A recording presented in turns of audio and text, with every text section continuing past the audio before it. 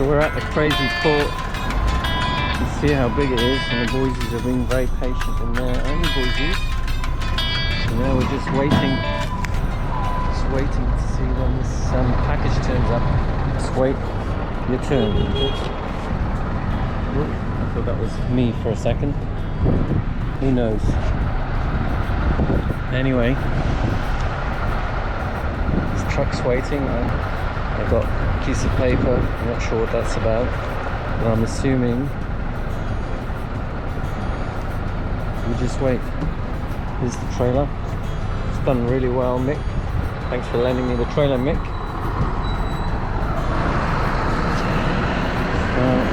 These truckers must get a nod from somewhere. Either two-way or on the phone. I was just told to wait here, so that's what I'm doing. And the engine is running in case I need to be moved. So I'm a bit disappointed in the state it's in. That's how it's come in. It looks like a bag of crap. So I'm not sure what's happened, but the guy said it's been handled so many times. But the last package wasn't this badly unwrapped. It's got fragile written all over it, but God, I'm going to check it when I'm out of the port. So that's a mess. I hope to God none of that glass is broken. So I've marked the window. This is the other one that I want to put in that I didn't initially design for, but I thought it would be a bit more light in the room and a bit nicer view. So I've given enough room for the mattress and a bit of a headboard for pillows and stuff. And now I'm going to cut it. I always have real bout of the anxiousness when it comes to cutting these things, because yeah, it's millimeters, otherwise you don't get the good seal. I'm going to go on the inside of the red line. Ideally I should just follow the line, but I don't. Yeah, we'll see how we go.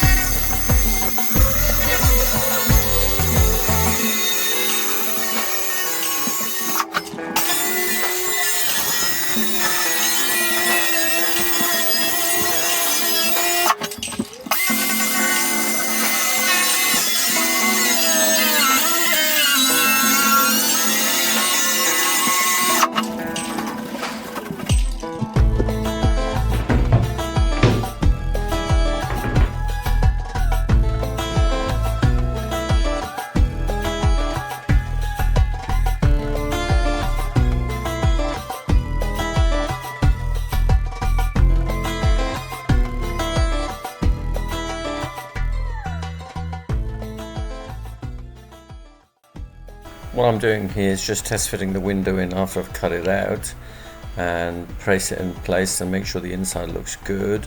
Then once that's done, I will be putting it out and have the masking or the caulking gun ready to put the caulk in the gaps on the inside. You can see me here cleaning it with Metho and ready to reinstall. So reinstalls using gaffer tape. Gaffer tape is amazing stuff. It holds it really well, especially when you're on your own, and obviously handling it with those suction cups. So I've already caulked the inside, I just didn't bore you with that. And now what I'm making sure is that the rubber seal on the outside is seated properly, because it gets drawn in.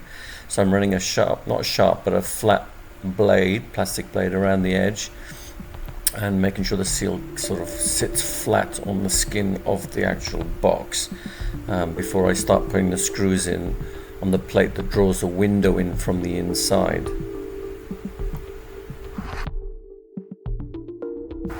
This is a repeat process of the same as the other window, but this one is actually it's 1100 by 900 in height, so it's a fair bit heavier.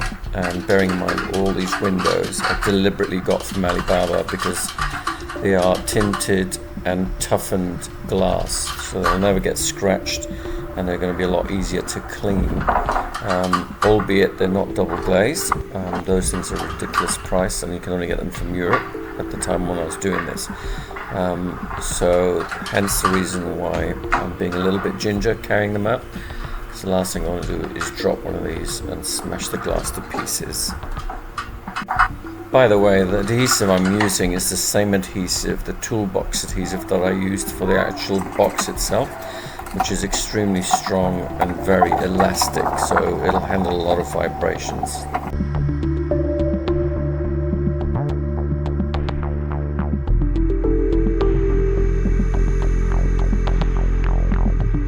So on the inside of the truck, I'm now applying the toolbox adhesive using a 600mm sausage gun, and I'm making sure I'm getting it in between the inside of the fiberglass panels and the actual powder coated alley frame of the window, and making sure it's well in there so it's a decent seal. You can't seal these windows from the outside because they've already got a rubber, like a 3-ribbed rubber seal that goes all the way around the frame on the outside, which you need to seat properly so all 3 ribs are actually seated on the skin of the fiberglass